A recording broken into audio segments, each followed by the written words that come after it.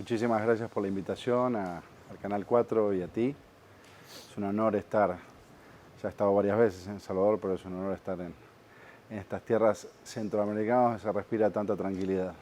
¿Sí? ¿Le parece que se respira tranquilidad? Se respira Bueno. tranquilidad. Sebastián, ¿qué es esto de ciudades capitales de América frente al cambio climático? Nosotros somos la última organización climática de ciudades fundada. A diferencia de nuestras redes hermanas, nacimos con el liderazgo de los alcaldes y las alcaldesas de América Latina. C75 está enfocado en trabajar en la integración climática de las Américas a través de todas las capitales de los países. Para que la gente sepa, tenemos 35 países en el hemisferio, oficiales, 14 son del Caribe, pero en esos 35, 18 hablan español y 17 no. Hablan francés, holandés, portugués e inglés. Entonces tenemos una mayoría, incluso nacimos un poco con esa visión de mayoría de habla español. Bueno. Ahora, coinciden, si son 14 del Caribe, más los de Centroamérica, más los de la parte norte del continente, más los de la parte sur del continente, con ser la zona más golpeada por cambio climático, aunque somos los menos responsables. Los grandes son, curiosamente, los que van a salir golpeados, pero no tan directamente, no en primera línea.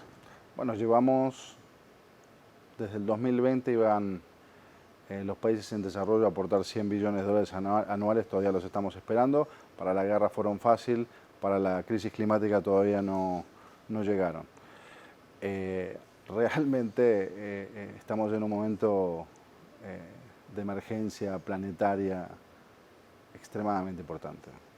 Sebastián, hasta hace un par de años atrás, y lo digo con respeto porque uno tiene que respetar todas las posturas, pero hay gente que decía, eso del cambio climático es un invento de algunos radicales, no existe. El clima siempre ha cambiado. Y no es verdad que el hombre sea responsable de lo que está viendo. No, huracanes han habido siempre, sequías han habido siempre, olas de calor han habido siempre.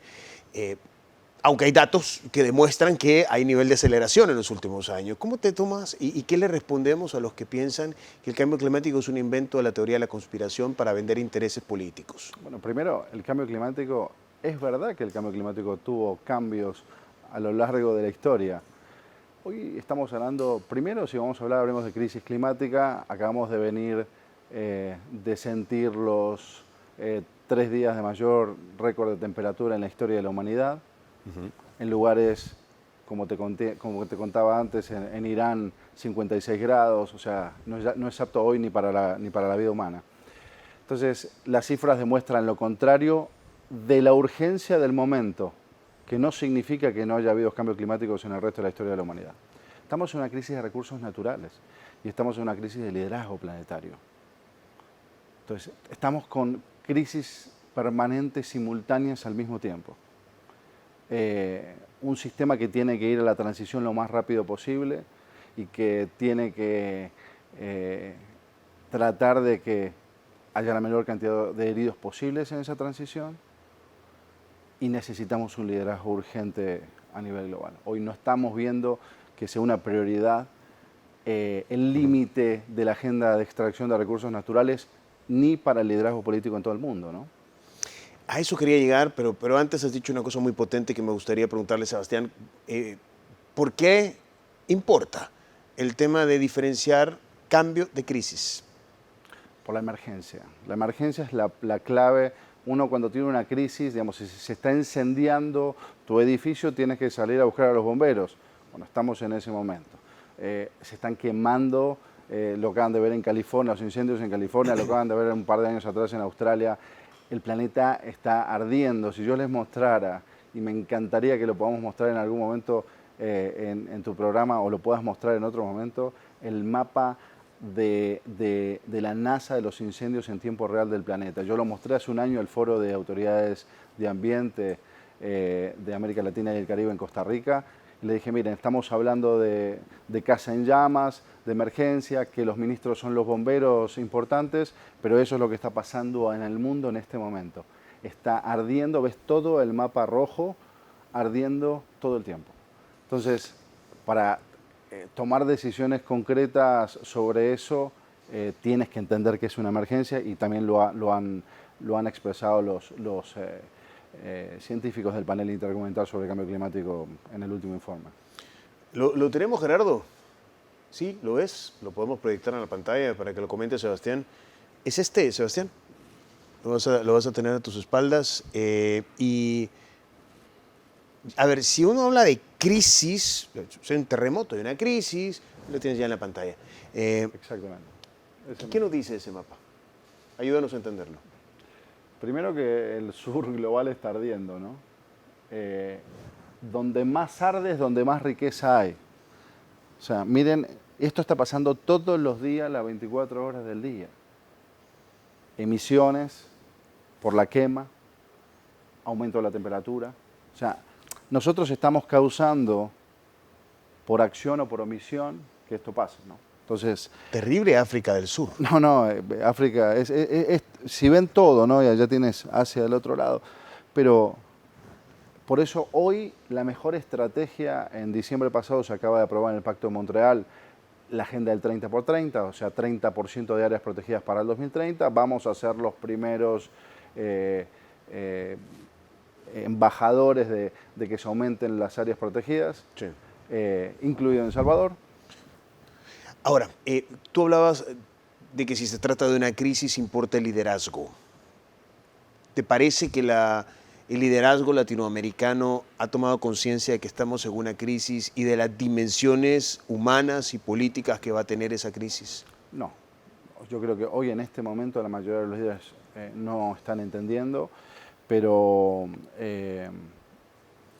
me parece que además no están dialogando lo suficiente como para generar, pero sí creo que atacar las crisis, las causas de la crisis climática debería tener, tal vez podemos inspirarnos un poco en el presidente Bukele, que atacó las causas para eliminar la inseguridad. Deberíamos usar esa misma fuerza para atacar las causas que están llevando a la crisis climática, ¿no?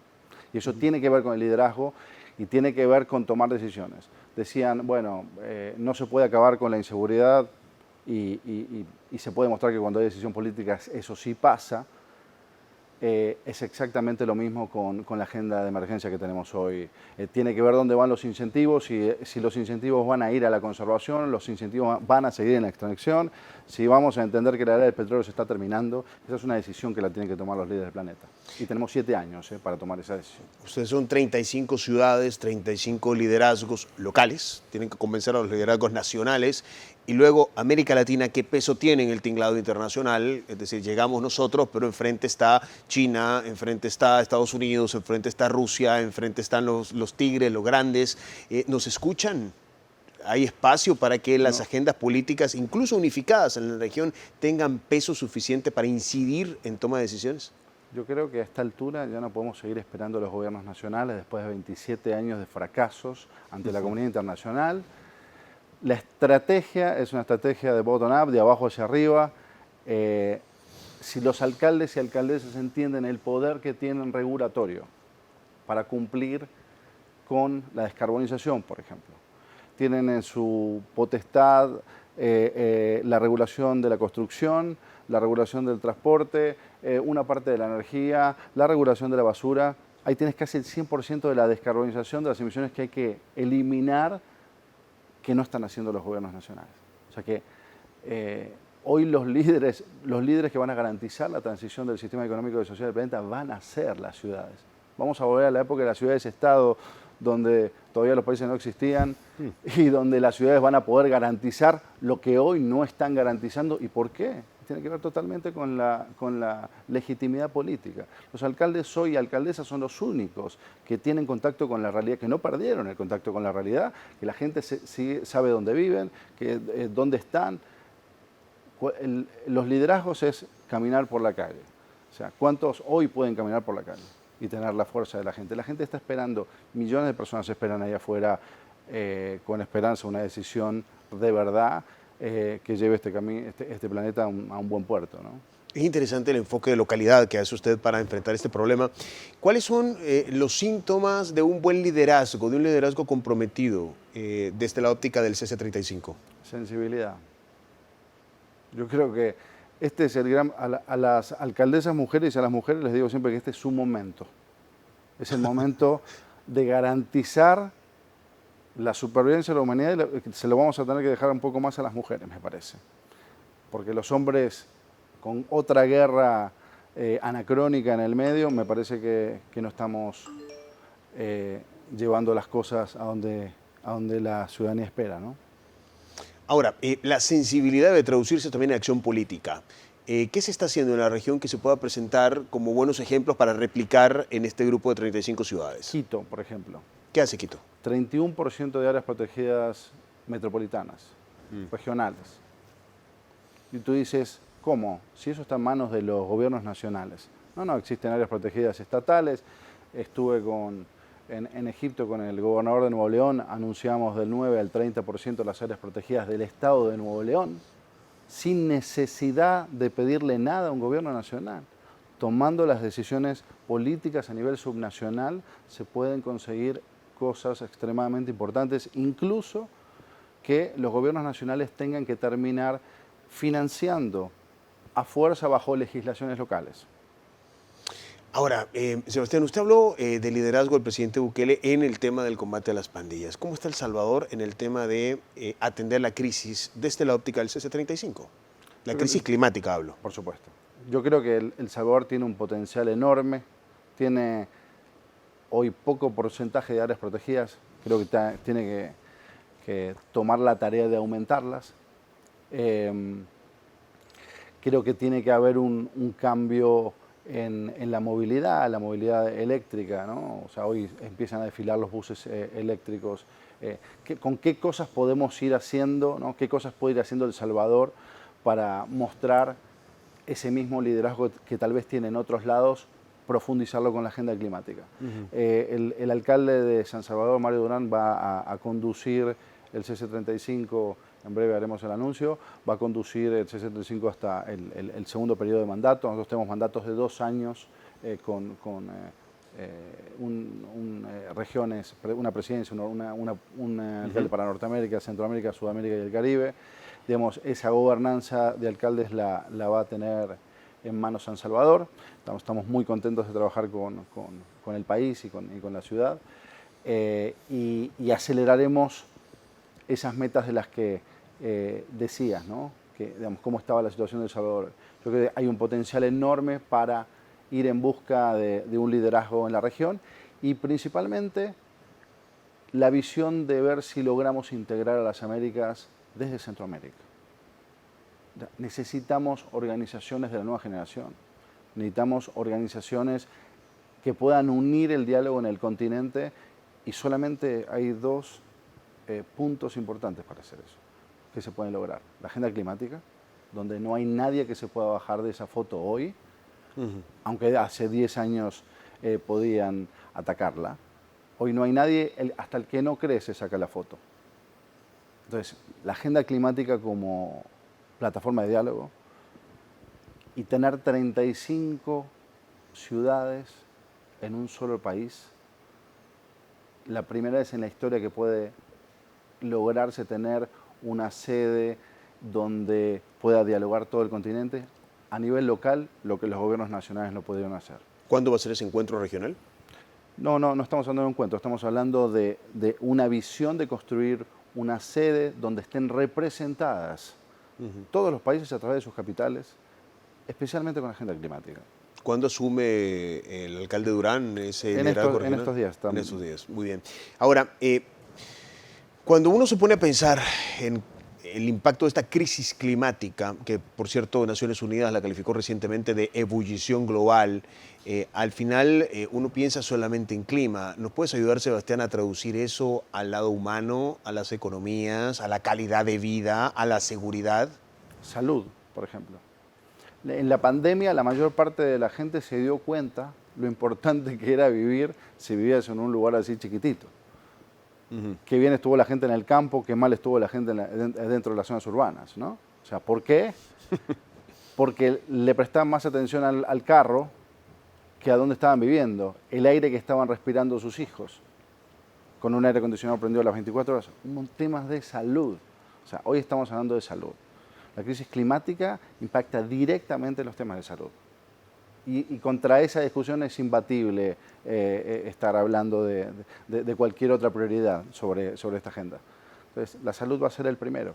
O sea, si ves la cantidad de muertes que están pasando por contaminación, si ves la cantidad de problemas que empieza a haber respiratorios. Creo que en Panamá hace poquito tuvieron que sacar la humedad de todo un edificio. O sea, la humedad enfermaba a la gente que estaba en las oficinas. La humedad del edificio. Del edificio, que se produjo ¿por qué? Porque la aislación de los edificios es pésima. Ahora me preguntás, bueno, ¿dónde viene? Bueno, ahí está la gran transición, seguramente va a estar en el sector de la construcción. CLT, madera laminada, que hoy ya se pueden construir edificios de 20, 30 unidades que ya sean carbono negativas, que no produzcan emisiones.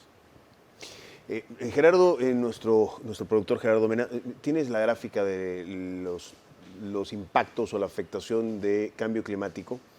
Que esta mañana lo vamos a aprender a llamar crisis climática, porque a mí me interesaría hacerte una pregunta. Aquí son solo algunos, ahí tenemos la fuente global de Naciones Unidas, de Manos Unidas, perdón, hacia un listado que puede ampliarse y que es apenas una muestra chiquita de todo, ¿no? Se derriten los glaciales, aumenta el nivel del mar y ojo que el aumento del nivel del mar pone en riesgo a las comunidades costeras de varios países. El Caribe es uno de los más golpeados. Está perdiendo terreno, está viendo cómo con mayor frecuencia sus casas, sus bienes, su calidad de vida se deteriora. Los que viven de la pesca pasan cada vez más tiempo sin poder pescar. Olas de calor más intensas, de lo que usted ya hablaba. Varias especies en extinción, osos polares, leopardo de las nieves, abejas. Ojo con las abejas, el rol que tienen para la polinización y para la vida. Totalmente. Destrucción de ecosistemas, pérdida de especies, aumento de enfermedades, lo que usted hablaba, Sebastián, la mortalidad masiva de plantas, que inciden directamente en el balance del planeta, capas de hielo que se reducen, riesgos de extinción de cultivo. Ahora, todo esto, ¿cómo hace para traducirlo un alcalde en acción? Porque ahí es donde el liderazgo se pone a prueba, ¿no? Una cosa es que yo, político, que por la elección popular llego al cargo, traduzca eso en acciones de la población. ¿Cuáles son las buenas prácticas que podemos emular para lograr ese objetivo? Sí, en primer lugar, pienso que a veces hay una discusión entre si la ciudadanía tiene que tomar un rol más fuerte, que es importantísimo, o si tiene que venir de las regulaciones del Estado poniéndose 3 pasos adelante de lo que viene. Yo personalmente, humildemente pienso que la política tiene que estar y las regulaciones tienen que estar 3 pasos adelante. No le puedes pedir a la ciudadanía que se tome 20, 30 años para ver si va a tirar o no la bolsa o la botellita por la ventana, o no la va a tirar o la va a tirar en un cesto de basura. El foco de urgencia no es si vamos a reciclar más o menos. O sea, está en riesgo el sistema económico del planeta por no entender que la materia prima hoy está en riesgo también. Entonces, es un tema totalmente sistémico. O sea, no tenemos que tratar esto como un tema sistémico. Por ejemplo, el sector financiero ya decidió ir a la descarbonización de la economía. Lo está frenando. Creo que acaba de salir un último informe justamente hablando de la obstrucción política. Digamos que ya está claro que hasta el sector privado está listo para ir a la transición y ganar plata con energía limpia y con una economía circular real. Claro, pero cuando llevas eso a la OPEP y en la influencia política que tiene la OPEP. Por supuesto, pero también, fíjate, y esto lo hablé el otro día en Naciones Unidas, tenemos el 80% de las ciudades del continente tienen menos de 25.000 habitantes. Cuando los alcaldes se sientan conmigo y me preguntan, no, bueno, pero mira, yo no tengo la plata que tiene la ciudad de San Salvador, o la de México, o la de Buenos Aires, o la de Lima.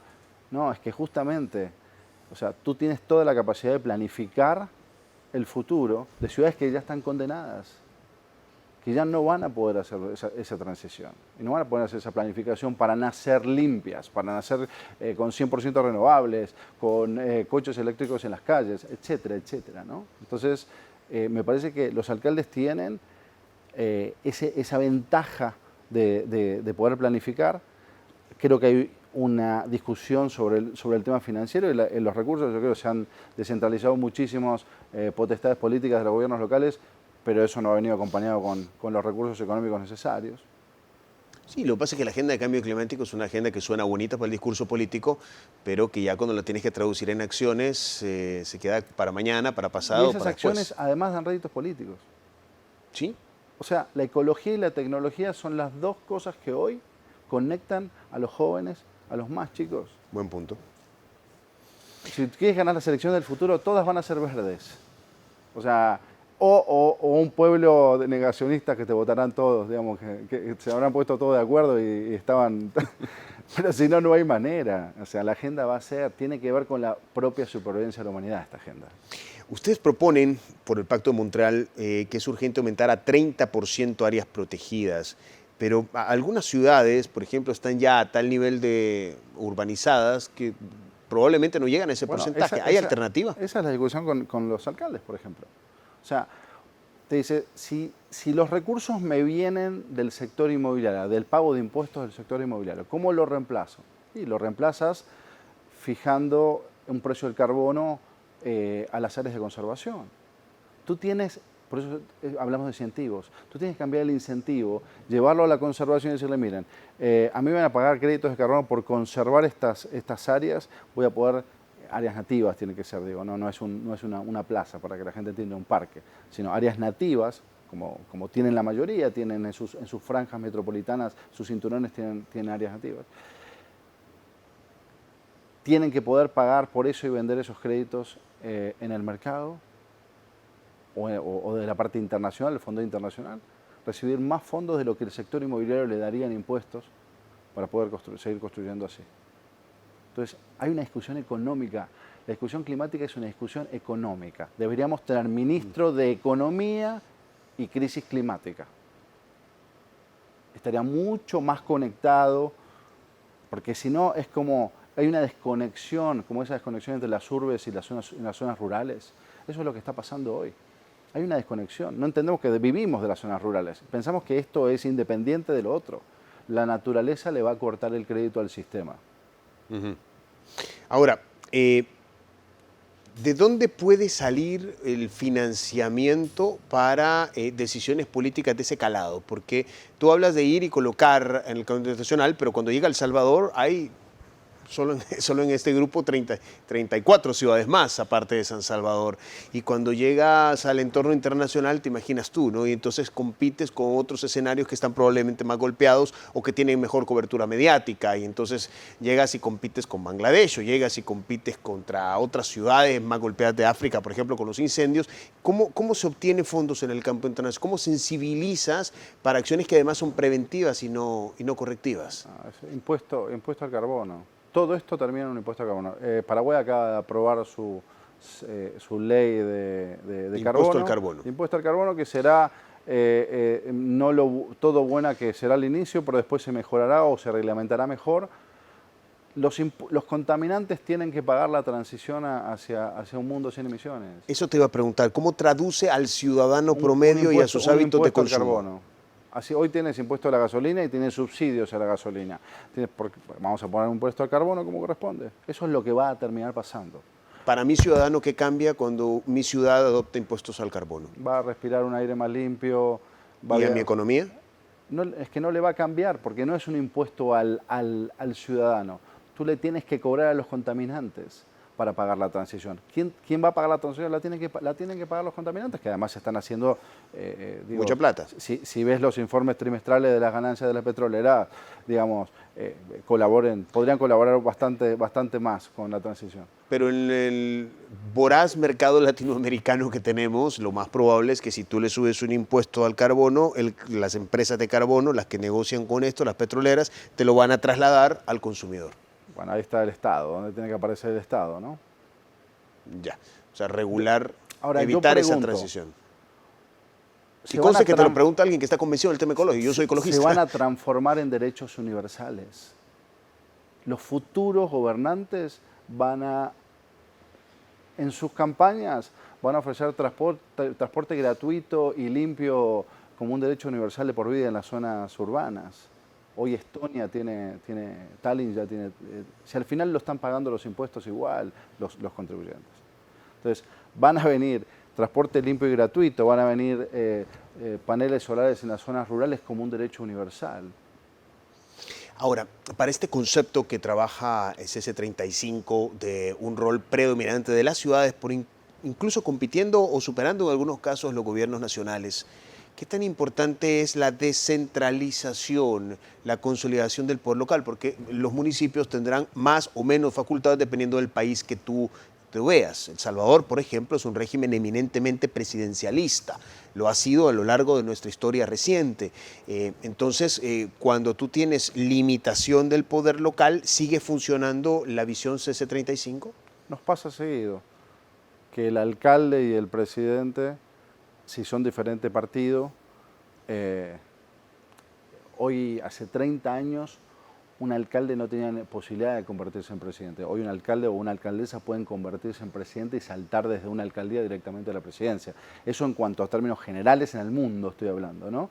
Es muy bueno cuando hay un alcalde y un presidente del mismo partido, porque eso significa que se va a poder trabajar en conjunto, en una visión muchísimo más fuerte, sin poner obstáculos en el camino. Ahora, Sebastián, todo lo llevamos siempre a los gobiernos y en América Latina lamentablemente tenemos la costumbre de papá gobierno. En América Latina y el mundo hay otras expresiones, pero es nuestra región, hablemos de nuestra región. Acá tenemos la costumbre, papá Estado, ¿no? Papá Presi tiene que resolvernos todos los problemas a los ciudadanos, papá gobierno tiene que resolvernos todos los problemas a los ciudadanos. ¿Y los ciudadanos qué hacemos también? Porque tenemos una parte. Y si el gobierno de turno no es sensible a mis necesidades y no está viendo, porque hay otros intereses en la mesa, las necesidades de futuro de mis hijos, yo ciudadano, ¿qué puedo hacer? Cuando hablamos de esto de crisis climática, yo ciudadano, ¿qué puedo hacer? Acá. ¿Me dejas la respuesta? Lo contestamos cuando hablamos de la pausa comercial. También, ¿cuál es el rol que tenemos los ciudadanos? Yo le justificaba la pregunta del bloque anterior, Sebastián, porque no es solamente la responsabilidad del Estado, yo ciudadano no hago nada, también los ciudadanos tenemos que ser coactores de esto, ¿no? Tenemos que contribuir a los cambios, porque los políticos al final del día también tienen sus propias agendas y otros intereses. Y si el pueblo como tal, como figura, los ciudadanos como figura, no logran colocar en la mesa de los políticos los temas porque a ellos les importan también, difícilmente pasa algo. Entonces, desde la óptica ciudadana, ¿qué se puede hacer, Sebastián? La ciudadanía tiene un poder enorme. Acaba de dar una manifestación por el término de los combustibles fósiles en New York, de la gente joven sobre todo, 75.000 personas marchando en la ciudad de New York, en Naciones Unidas. Entonces, yo antes que tener buenos hábitos verdes, que son importantes, pero no son la prioridad, es salir a defender este planeta en las calles, porque es el futuro de todos. O sea, cuando más gente empieza a entender que pelear por este planeta, en vez de estar pensándonos en ir a Marte, yo diría, tratemos de salvar esto antes. No digo que sean incompatibles, pero digamos, se está gastando una cantidad de dinero importante en tratar de ir a algunos planetas. Diría, tratemos de un poquito de los fondos de esos, traerlos para la mesa, a ver si todavía podemos salvar este planeta, ¿no? Entonces, perdón, y no es salvar el planeta, es salvar a la humanidad, porque digamos, el planeta, nosotros somos el virus más importante que tiene el planeta en este momento. Coincido. Entonces, en la pandemia justamente éramos una analogía perfecta de eso, ¿no? Entonces creo que la ciudadanía tiene que salir a las calles a pelear por este planeta, en la forma que sea, si es para proteger su agua, para proteger sus montañas, para proteger su agricultura, para lo que está pasando en la India, digamos. Entonces, ese creo que es el rol más importante de la ciudadanía, que simplemente reciclar la basura, que todavía hay algunos no saben si la basura, después que se la llevaron de la casa, termina de verdad separada o termina en un basural a cielo abierto. O sea, una amiga mía se lo dije en Miami y decía, ¿cómo? Sí, tú no. Nosotros formamos parte de la Alianza Informativa Latinoamericana, es una unión de televisoras de la región. Se está preparando un documental, un trabajo conjunto sobre el tema de justamente la contaminación de la basura, y nos reuníamos con periodistas de la región, y es increíble cómo compartimos problemas como lo que vos has descrito, igualito. Dicen, aquí sí el problema es que todos los ríos están contaminados porque la gran industria vierte sin tratar sus aguas residuales, sí, bueno, porque lo que pasa es que la gente también bota la basura en las calles, y entonces esto se termina yendo a los tragantes y al sistema de drenaje de la ciudad, y eso también termina contaminando, sí, bueno, hay muchos botaderos a cielo abierto. Con el estado de cosas de la región, la alianza, el trabajo colectivo, la visión conjunta que proponen ustedes como CC35, ¿qué rol juega? Súper importante lo que marcas. Primero, cuando nace el C75, nace con la visión de una integración de este continente, del diálogo. Y creo que ese es el gran objetivo, ¿no? Sentarse en bloque, no importa los idiomas, no importa los tamaños, digamos, tiene que convivir una ciudad como Belmopán, que tiene la capital de Belice, que tiene 22.000 habitantes, con la Ciudad de México, que tiene 22 millones, no importa.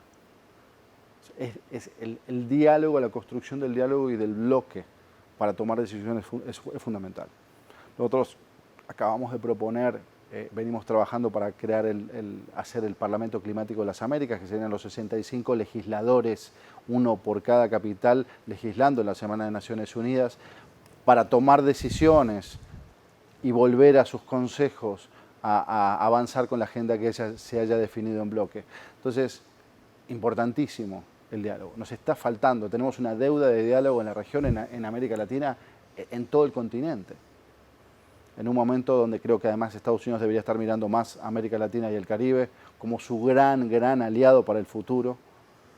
Y lo mismo está pasando en nuestras regiones, ¿no? O sea, no, pero es que además dependen de nosotros, porque nosotros somos los que producimos la comida y fabricamos el aire, en función de una Amazonía que se reduce todos los días. África también tiene un rol determinante en eso, y vimos cómo se encuentra. O sea, si hay un tema. La ciudadanía digital, Sebastián, desde la óptica de ustedes, de la estrategia CC35, ¿tiene algún rol? Fundamental. O sea, todo va a ser digitalización. Yo digo, a esta altura, deberían estar sacando los chicos de la primaria recibidos de programadores. O sea, hoy tienes chicos de 13 años que han hecho compañías y se han ganado 50, 60 millones de dólares con compañías de juegos en el mundo. Entonces, digamos, creo que estamos perdiendo tiempo en no acelerar la digitalización en la región, a nivel educativo, lo digo también. Digamos, el futuro de las batallas va a ser una batalla de hackers y de mentes digitales, ¿no? O sea, todo va a pasar por la red. Y mira, cuando no haya dinero físico, ya el dinero físico se está quedando un poco obsoleto. Así que cuando esté la digitalización de la economía por completo, también empieza un nuevo proceso de muchísimo más impacto de aceleración sobre los jóvenes y sobre todo los jóvenes, ¿no? O sea, votar en persona ya es obsoleto. O sea, hay en países donde se vota a presidente por el teléfono celular, ¿no? Entonces, digo, ¿cuánto tiempo le estás haciendo perder? La digitalización es eso. Ya manda la digitalización. Los gobiernos van atrás 50 años de la digitalización en general. Y aparte de la ciudadanía digital, yo creo que hay una parte importante de esto es, El Salvador está, perdón, El Salvador está a las puertas de las próximas elecciones. Una vez cada cierto tiempo, 15 años me parece, nos jugamos todo. El próximo año El Salvador elige alcaldes, diputados, congresistas, dependiendo de cómo sea el sistema de gobierno de cada región, presidente, vicepresidente y representantes al Parlamento regional, al Parlamento centroamericano. Bueno, si uno se pone a pensar en la importancia que tiene el tema de cambio climático, ¿qué rol tiene el votante, el elector, para impulsar estas agendas en la política? ¿Y qué deberían hacer los políticos inteligentes para congraciarse con esos votantes que cada vez más están sensibilizados con el tema de que, a ver, cambio climático a mí se me traduce en el riesgo de que en el próximo invierno, si llueve mucho, me caiga la borda en la casa, o si llueve poco, no haya alimento en la mesa? Y entonces ya comienzan a entender que esto no es un tema de teóricos que llaman plantitas, no, es un tema de mi calidad de vida diaria. Sí, les impacta a las familias en el económico, las cosechas. Fíjate que estamos yendo de ciclos de incendios a inundaciones. O sea, que después no le da tiempo ni a que la tierra se pueda regenerar para producir alimentos. O sea, empiezas a ver ya un ciclo que va a empezar a producir falta de alimentos en un montón de partes del mundo, ¿no? Mira lo que le acaba de pasar a Bangladesh, ¿no? A Pakistán. Terrible. Entonces, es clave que camino a las elecciones, como te decía antes, hay un montón de derechos que están ligados a la agenda verde que pueden transformarse en una buena conexión de aliados con la ciudadanía, que estoy seguro que los va a recibir con enorme satisfacción. Temas como, por ejemplo, y hay tres que te quiero plantear antes de terminar la entrevista. Uno, ¿qué debería hacer la región con el tema de los plásticos? Prohibirlos. Así es radical. Pero, a ver, en el tema de plástico se habla de plástico de un porque solo hemos uso. tenido esa... Primero ya hay una batalla global. Hoy estamos tomando agua del grifo con microplásticos. Sí. Hoy nos estamos tomando las botellas, el agua envasada con microplásticos adentro. Cuando hay una emergencia y las alarmas suenan tan fuerte, los erradicas. Y además, yo he tenido en la mano los plásticos certificados compostables biodegradables.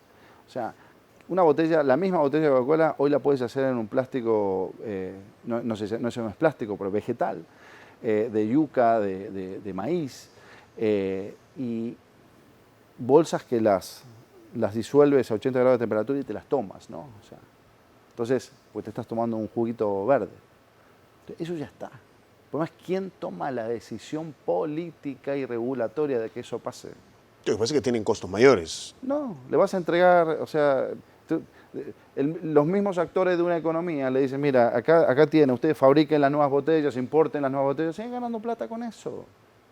Es como a las petroleras, o sea, pongan plata en energías renovables, si nadie está impidiendo ganar plata en las energías limpias, no, pero aceleren la transición más, inviertan más rápido de lo que están invirtiendo. Pero no es un problema. Tu tema es prohibir los plásticos. Prohíbes los plásticos, das una determinada cantidad de tiempo, ya está pasando eso. O sea, entonces das una determinada cantidad de tiempo y le das tiempo a la industria. Lo mismo pasó con los foquitos de incandescentes, no sé si se acuerdan.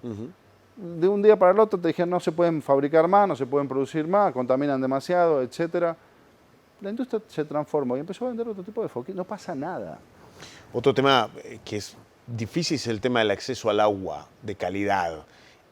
¿Cómo debe y cuál es la propuesta que ustedes tienen como CC35 para el tratamiento de este tema que es fundamental para la calidad de vida y para la vida de los seres humanos? Bueno, muchísimos de nuestros alcaldes, por ejemplo, la comuna de Santiago de Chile, o sea, tienen problemas hídricos ya graves, ¿no? Muy graves. Cuando estás hablando de las capitales, estás hablando generalmente de los living room de los países, estás hablando de zonas muy urbanizadas, ¿no? Entonces, son los que más están teniendo problemas con la crisis hídrica, ¿no? Entre el aumento de la construcción, que se está llevando muchísima desagua, porque cuando tú construyes verticalmente, la capacidad de entregar servicios de agua es muchísimo más, te pone una presión en el sistema mucho mayor. Entonces, obviamente, ¿qué se puede hacer con eso? Las ciudades urbanas están bastante complicadas porque no tienen muchas opciones, porque todo viene de afuera, digamos, ¿no? Entonces, ¿qué puedes hacer? Tratar de limitar el sistema para no crecer tanto, no tener tanta expansión inmobiliaria, pero no hay mucho que puedas hacer en términos más que tal vez poder recolectar agua de lluvia en algún sistema tecnológico innovador importante. No estoy hablando con un balde, ¿no? Estoy hablando de una manera de capturar agua de lluvia que una casa la pueda usar y le sirva no le cambie su vida diaria, ¿no? Y la última de las preguntas que te tenía es ya a nivel local. Cuando estamos hablando de que El Salvador se convierte en sede por 2 años de un movimiento que articula 35 ciudades de la región, que además es plural, lingüística, culturalmente, tenemos una oportunidad. ¿Cuáles son los indicadores de medición del éxito de esa oportunidad? ¿Cómo sabremos si hemos hecho una buena tarea de aquí a 2 años? Dos cosas. Una, la que más me gustaría es que hayamos tenido el encuentro de los 35 alcaldes en San Salvador. Si eso pasa, tendremos una señal súper importante de que Centroamérica puede transformarse en un lugar de diálogo hemisférico en temas tan importantes como este. Segundo lugar, que haya habido una aprobación de liderazgo de descarbonización, de ordenanzas de descarbonización, o sea, legislación local que empiece a tomar el liderazgo de la ciudad con algunas acciones que tienen que ver con la protección de sus áreas verdes, o con la aceleración de su transporte, o con el cambio de la descarbonización de la industria de la construcción, o con muchas cosas que lo pueden transformar en líder. O sea, vamos a trabajar con el alcalde Mario Durán para que San Salvador pueda mostrar ante el mundo en estos 2 años, cuando termine. Nos volveremos a encontrar en esa época para ver cómo fue esa presidencia y ver si se lograron esas metas, ¿no? Por ahora, ¿con quién estás reunido? ¿Cuál ha sido tu agenda aquí, Sebastián? Me junté con el alcalde el día de ayer. Vine especialmente a trabajar sobre la estrategia de la gobernanza que viene. Bien, ¿y este tema también produce alguna incidencia política tangible en propuestas de leyes y de reformas a los estados? Es decir, ¿tiene algún nivel de relación vinculante con los órganos legislativos de nuestros países para que esto se transforme en leyes? Sí, acuérdense, más allá de ordenanzas. Estamos hablando de los consejos locales, ¿no? Sí, claro. Entonces, la autonomía que tiene un gobierno para definir sus propias políticas públicas son suficientes, no es necesario influir en nadie más, porque lo que haga San Salvador, si lo hace bien en términos legislativos, podemos mostrar reducción de emisiones y podemos mostrar ordenanzas, legislaciones de vanguardia que ya se han ejecutado acá. Eso abre el camino a que haya una transición, una transformación más veloz, ¿no? Aparte de acá, de San Salvador, cuando termine tu recorrido acá, ¿qué hace el C35? ¿Tú te mueves de aquí para dónde? ¿Cuál es un poco la agenda para entender un poco cómo trabajan ustedes? Bueno, eso, si agarramos el mapita, ¿viste el chico que le estuvo siguiendo el avión a Elon Musk? Ajá. Que más o menos iba así. Está haciendo la competencia. Si yo les llevo a mostrar el mapa ahí, va a estar complicado, ¿no? Porque el pasaporte se llena. Me la paso viajando. O sea, mi mandato requiere que esté sentado en cada... Yo vengo a estar en Haití, vengo de llevar al alcalde de Puerto Príncipe al City Summit of the Americas en Denver con una comisión de alcaldes. Estamos en todos los países todo el tiempo.